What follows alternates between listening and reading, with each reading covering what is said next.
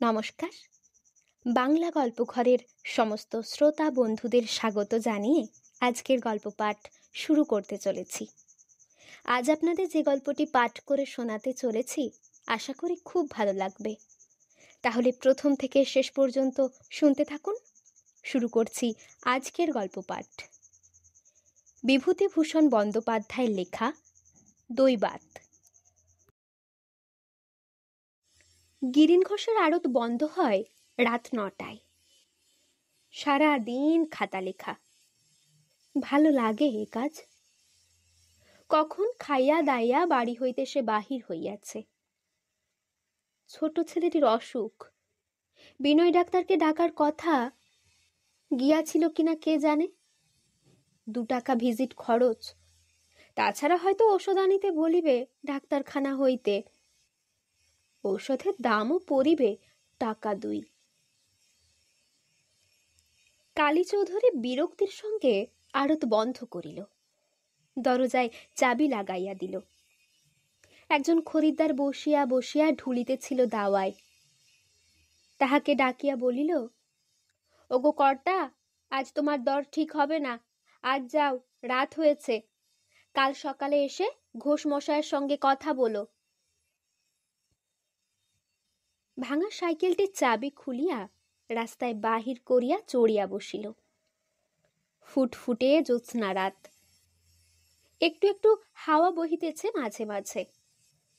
তাহার গ্রাম সাতবেড়ে, ৩ মাইল পথ। বড় রাস্তা হইতে নামিয়া ফেসোহাটির মাঠের মধ্যে ১ মাইল কাঁচা রাস্তা। বর্ষাকালে সাইকেল অচল, এখন কার্তিক মাসের শেষ, তাই ধুলা ঠেলিয়া কোনো রকমে চালানো চলে। ৮ টাকা মাহিনায় পোষায় এত? মাইলটা গিয়া মুচিপাড়ার পার হইয়া বড় অশ্বত্থ গাছটা ছাড়াইয়া কালী চৌধুরীর সাইকেল হইতে নামিয়া পড়িল। রাস্তার ওপর ওটা কি পড়িয়া আছে? ন্যাকড়া জড়ানো একটা বান্ডিল মতো। কাছে গিয়া দেখিল ন্যাকড়া জড়ানো একটা বান্ডিলই বটে। ছোঁয়া ঠিক হইবে এই রাত্রিবেলা? শেষকালে বাড়ি ফিরিয়া স্নান করিয়া মরিতে হইবে নাকি? ৭-৫ ভাবিয়া শেষ পর্যন্ত দ্রব্যটি সে হাতে তুলিয়া লইল। নেকড়ার গেঁড়ো খুলিয়া কৌতূহলের সঙ্গে দেখিতে গেল। কাগজপত্র বলিয়া মনে হয়। দলিলপত্রের বান্ডিল কেহ হয়তো ফেলিয়া গিয়াছে। খুলিয়া দেখিয়া কিন্তু তাহার সর্বশরীর ঝিমঝিম করিয়া উঠিল, হাত কাঁপিতে লাগিল। এই ঠান্ডা রাত্রেও কপালে বিন্দু বিন্দু ঘাম দেখা দিল। সর্বনাশ! ১০০ টাকার নোট! ১, ২, ৩, ৪। কালী চৌধুরী সভয়ে রাস্তার এদিক ওদিক চাহিয়া দেখিল। পল্লীগ্রামের পথ, এত রাত্রে সম্পূর্ণ নির্জন। হাটবার হইলেও বা ২-১ জন মানুষ দেখা যায় তো। কেহ কোনো দিকে নাই আজ। ১০, ২০, ৩০, ৪০, ৫০। ৫০ খানায় ১০০ টাকার নোট। ৫০কে গুণ করে ১০০ দিয়া সন্নি করিতে সন্নি না, দূর দূর দূর দূর। উত্তেজনায় কালী চৌধুরী সহজ গুণ ভুলিয়া গেল। একবার হইল ৫০০, একবার ৫০,০০০। না, ৫,০০০ই বটে। বান্ডিলটা পুরানো ন্যাকড়ায়, নোট ছাড়া এক টুকরাও অন্য কোনো কাগজ নাই সঙ্গে। কাহারও নাম কি কোনো চিঠি কি ঠিকানা কিচ্ছু নাই। ৫,০০০ টাকা সে কুড়াইয়া পাইল এই অজ পল্লীগ্রামের পথে। কি সর্বনাশ যে কালী চৌধুরী সামান্য ৮ টাকা মাহিনায় গিরিন ঘোষের আড়তে চাকুরি করে, এই যুদ্ধের বাজারে যাহার দুবেলা পেট পুড়িয়া ভাত জোটে না, একখানা তুলো জমানো কম্বল 3.5 টাকায় মেলে হারাধন বক্সির কাপড়ের দোকানে কিন্তু পয়সার অভাবে কিনিয়া গায়ে দিতে পারে না। 4টি ছেলে মেয়ে, বউ, এক বৃদ্ধা পিসি, 2টি গরু, 3টি ছাগল, একজোড়া পাতিহাঁস যাহার বাড়িতে, সেই আধ ময়লা কুষ্টিয়ার চাদর গায়ে দেওয়া কালী চৌধুরীর হাতে পড়িল 50 খানা 100 টাকার নোট। একটা আদুলি যাহার সঞ্চয় নাই, লক্ষ্মীর কাঠার মাথায় সিঁদুর মাখানো ওই রূপোর টাকাটি ছাড়া। বান্ডিলটা সে সন্তর্পণে কোঁচার কাপড়ে বাঁধিল। কেহ দেখে নাই তো? তাই আরেকবার সভয়ে চারিদিকে দেখিল। না, রাস্তা সম্পূর্ণ জনহীন। বাড়ি পর্যন্ত কোনো রকমে সাইকেল চালাইয়া চলিয়া আসিল কালী। হাত পা ঠিক মতো নিজের বসে নাই, মাথার মধ্যে কেমন করিতেছে, মাথা গোলমাল হইয়া গিয়াছে। কালী চৌধুরী কিছু ভাবে নাই। 5,000 টাকা তাহার কাপড়ের কোঁচায় এই পর্যন্ত, এর বেশি আর সে কিছু ভাবিতে পারিতেছে না। মাথায় তার কিছুই নাই এর বেশি এই বর্তমানে। কালীর স্ত্রীর নাম ননিবালা, বাপের বাড়ি পাশের গ্রামে ওই শনেকপুর। খাঁটি পাড়া গায়ের অশিক্ষিতা মেয়ে মানুষ। আগে যা হোক চেহারা গড়ন পিটন ভালো ছিল, এখন অসুখে ভুগিয়া তাও গিয়াছে। কালীকে দেখিয়াই বলিয়া উঠিল, হুঁশ পব কবে হবে? হ্যাঁ, যাবার সময় পই পই করে না বললাম সরষের তেলের বোতলটা নিয়ে যাও, তা বোতলটা ফেলে গিয়েছ কি বলে? রান্না হয়নি, তেলের অভাব, এত রাত গেল। হ্যাঁ। কালী চৌধুরী অন্যমনস্ক ভাবে বলিল, তেল নাই। ননি রাগিয়া বলিল, থাকবে কোত্থেকে? হ্যাঁ, 5-6 টাকা তেলে আজ দুবেলা চালাচ্ছি, 3টি দিন। তেল আনবার কথা তোমাকে আমি বলে দিইনি? আজকাল কি গাঁজা ধরেছ নাকি? এরকম করে সংসার করা আমার দ্বারা পোষাবে না বাপু। হ্যাঁ গো, তোমার বগলে ওটা কি? কালী চৌধুরী চমকিয়া উঠিয়া বলিল, ও ও ও কাগজ। আরতের? হ্যাঁ। এগুলো আমার ওই কাঠের হাত বাক্সটাতে রেখে এসো তো। 5,000 টাকার বান্ডিলটা সেই চাবি ভাঙা বাজে হাত বাক্সটার মধ্যে 15 পড়িয়া রহিল। ননিবালা কোনো সন্দেহ করিল না, করিবার কথাও নয়। কালী চৌধুরীও যেন টাকার বান্ডিলের অস্তিত্ব ভুলিয়া গেল। তাহার সংসারে যেমন অভাব অনটন চলিতেছিল, তেমনই চলিতে লাগিল। ও টাকায় হাত পড়িল না। এই 15 দিনের মধ্যে কালী চৌধুরী অনেক কিছু ভাবিয়াছে। পরের টাকা ফেলিয়া গিয়াছে, যার টাকা সে যদি আসিয়া চায় তবে এখনই বাহির করিয়া দিতে হইবে, নতুবা থানা পুলিশের হাঙ্গামা হইবে। খরচ করিয়া ফেলিলে সে গরিব লোক, টাকা দিবে কোথা হইতে? দারোগা আসিয়া টানাটানি করিবে, হয়তো বাড়ি ঘর ক্রোক করিবে। না, ও টাকায় হাত দেওয়া হইবে না। ননিবালাকেও কোনো কথা বলে নাই কালী চৌধুরী। মেয়ে মানুষের মন অত শত বুঝিবে না। টাকা খরচ করিবার তাগাদা দিয়া অস্থির করিয়া তুলিবে। এই সময় আসিয়া পড়িল বিপদ। বড় খোকা অসুখে পড়িয়া বিছানার সঙ্গে মিশিয়া গেল। বাজারের বিনয় ডাক্তারের ডাক্তারখানায় 5-6 টাকা ওষুধের দাম বাকি পড়াতে সেখান হইতে ওষুধ আনা বন্ধ হইল। ননিবালার কানের একটা অল্প সোনার অলংকার বিক্রি করিয়া যাহা কিছু পাওয়া গেল, ডাক্তারের ভিজিটের দাম শোধ দিয়া সামান্যই অবশিষ্ট রহিল তার। অথচ ছেলের জ্বর বন্ধ হয় না।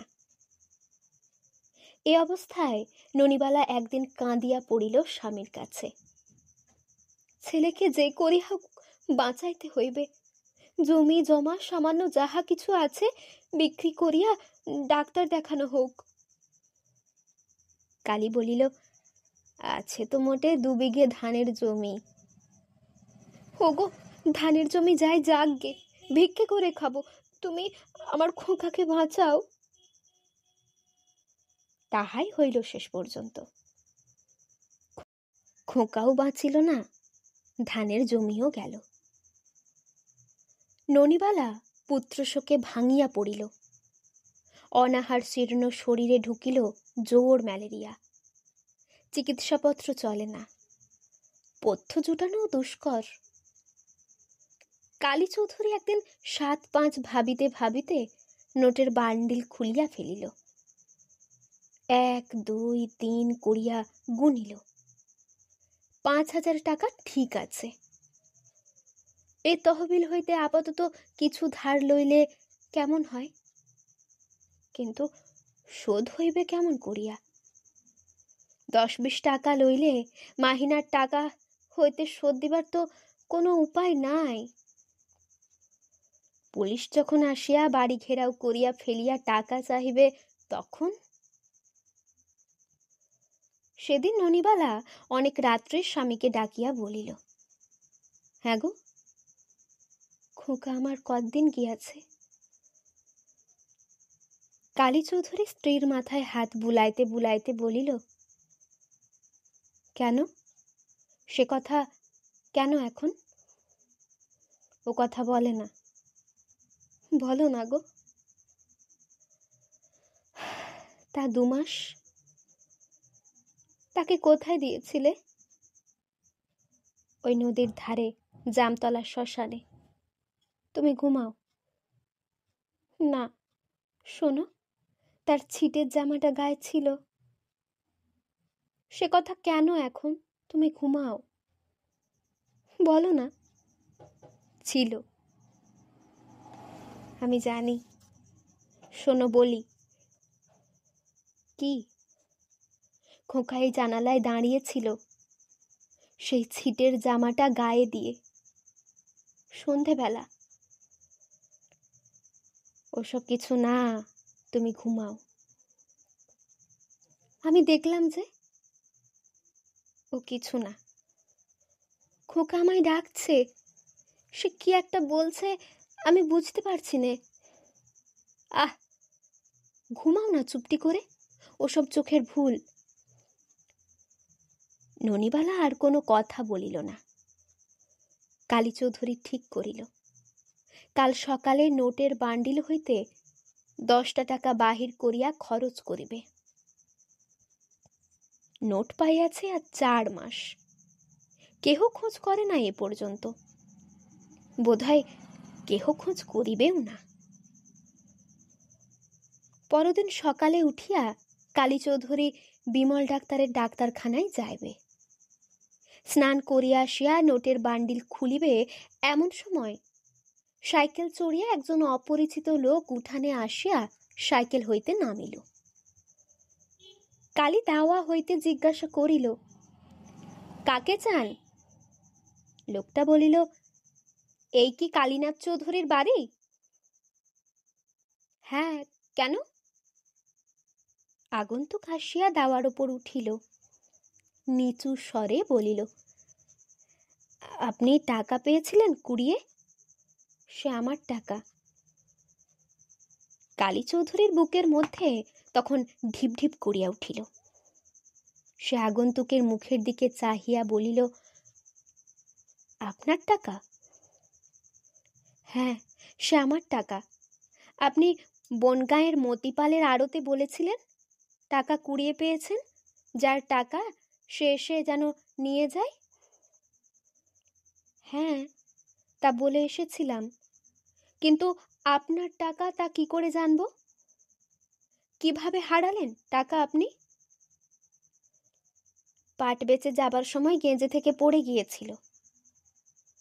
বেশ, তা কত টাকা?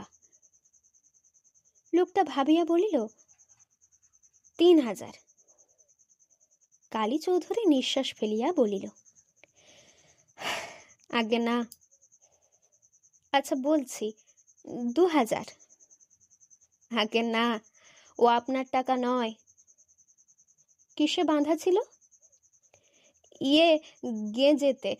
না না, রুমালে। আগে না। লোকটা উগ্র মূর্তি ধারণ করিল, কড়া সুরে বলিল, তাহলে দেবেন না টাকা আপনি? না। বেশ, আমি থানায় গিয়ে বলি। যান, যার ন্যায্য টাকা আমি তাকে দেব বলে বসে আছি, নয়তো গল্প করে বেড়াতাম না টাকার কথা। আপনার টাকাও নয়। লোকটি চলিয়া গেল বটে, কিন্তু কালী চৌধুরীকে বড় ধাপ্পা দিয়াই গেল। থানা পুলিশের ভয় দেখাইল, লোক আনিয়া মারধর করিবার ইঙ্গিত করিল। সুতরাং লোকটা চলিয়া গেলে কালী চৌধুরীও নোটের বান্ডিল হইতে 10টি টাকা বাহির করিয়া খরচ করিতে পারিল না। কালী পুলিশ আসিয়া যদি টাকা চাই, সে কোথা হইতে দিবে? পরের টাকা, তাহার তো আর নিজের নয়। কথায় বলে, পরের সোনা দিও না কানে। ননিবালা আরও 10 পরে ভুগিয়া ইহজগতের মায়া কাটাইল। স্ত্রীর মৃত্যুর 2 দিন পূর্বে টাকার কথাটা স্ত্রীকে বলি বলি করিয়া অবশেষে বলিয়া ফেলিল। ননিবালা আশ্চর্য হইয়া বলিল, কত টাকা? 5,000? হ্যাঁ গো, 5,000। একটা কথা বলি, যখন ও টাকা খরচ করনি এতকাল, তখন ওতে আর হাত দিও না। পরের টাকা, আমি তো বাঁচবই না। কেন?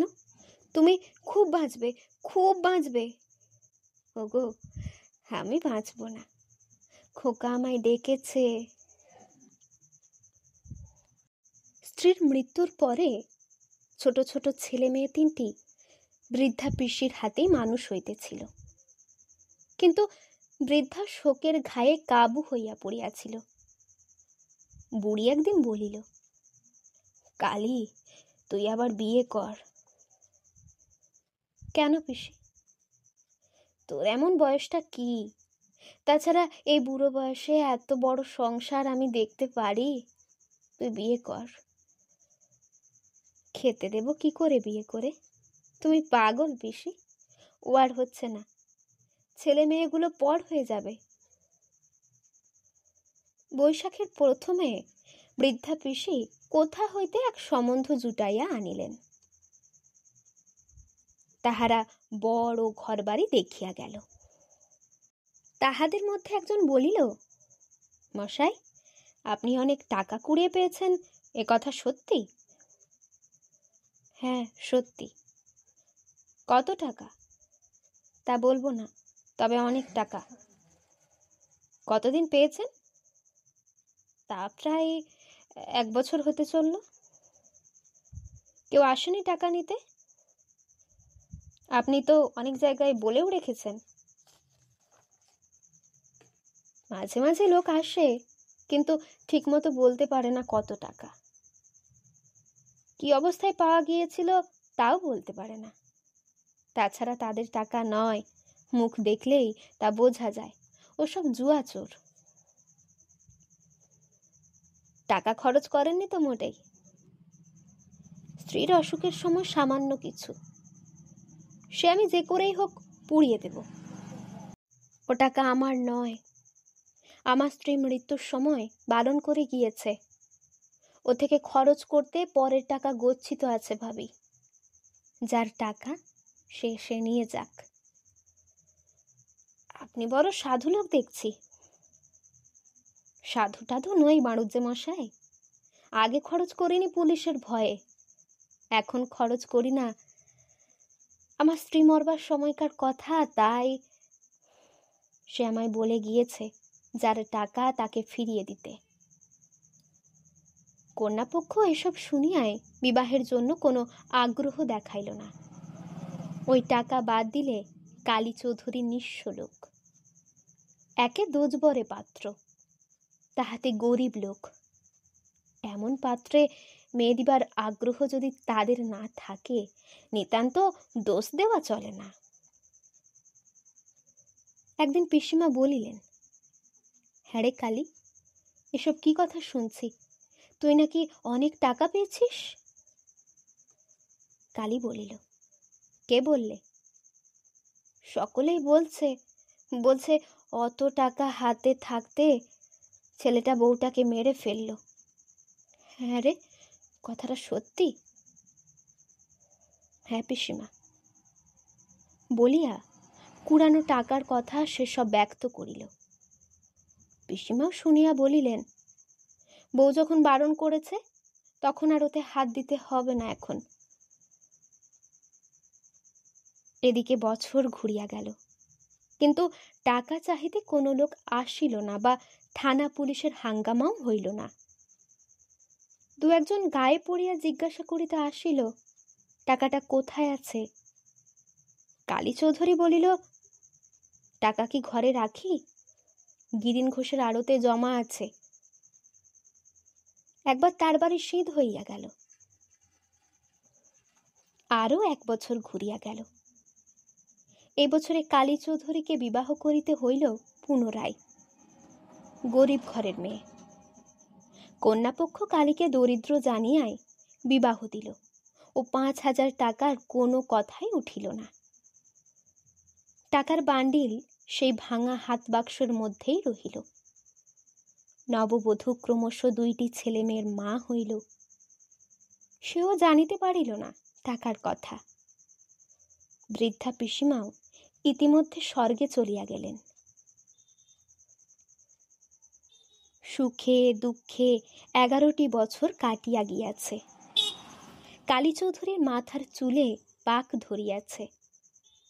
তাহার প্রথম পক্ষের ছেলে দুটি রেলের চাকরিতে ঢুকিয়া 2 পয়সা আনিতেছে। একদিন দুপুরবেলা কালী চৌধুরী স্ত্রীকে ডাকিয়া বলিল, শোনো একটা কথা।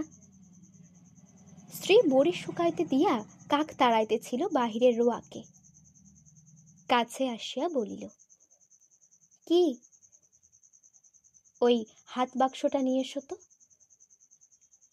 তারপর পুরানো কাগজপত্রের ভিতর হইতে নোটের বান্ডিলটা বাহির করিয়া বলিল, এদিকে এসো, গোনো। স্ত্রী অবাক হইয়া নোট গুনিতে গুনিতে চুপি চুপি বলিল, হ্যাঁ গা, এত টাকা পেলে কোথায়? কিসের টাকা এ? সেই টাকা? তুমি এ টাকার কথা জানো? কানাঘুষো শুনেছিলাম যখন প্রথম বিয়ে হয়, কিন্তু আমার বিশ্বাস হয়নি। আমায় জিজ্ঞেস করনি তো কোনোদিন? না, পিসিমা বারণ করেছিলেন। দিদির নাকি বারণ ছিল এ টাকায় হাত দিতে। এখন তোমার কি মত? ভাগ্যিমানের স্বর্গে চলে গিয়েছেন বহুকাল। তাদের কাজে যখন আসেনি তখন এ টাকায় আর হাত দিও না। কার টাকা জানাও যায়নি। পরের ধন যক্ষীর মতো আগলে বসে আছি আজ 11-12 বছর। এখন ভেবেছি কি, শোনো, যদি তুমি মত দাও তবে গ্রামে বড় জলক কষ্ট, একটা পুকুর করে দিই এই টাকায়। গ্রামের লোকের এত দিনের জলক কষ্ট ঘুচিল।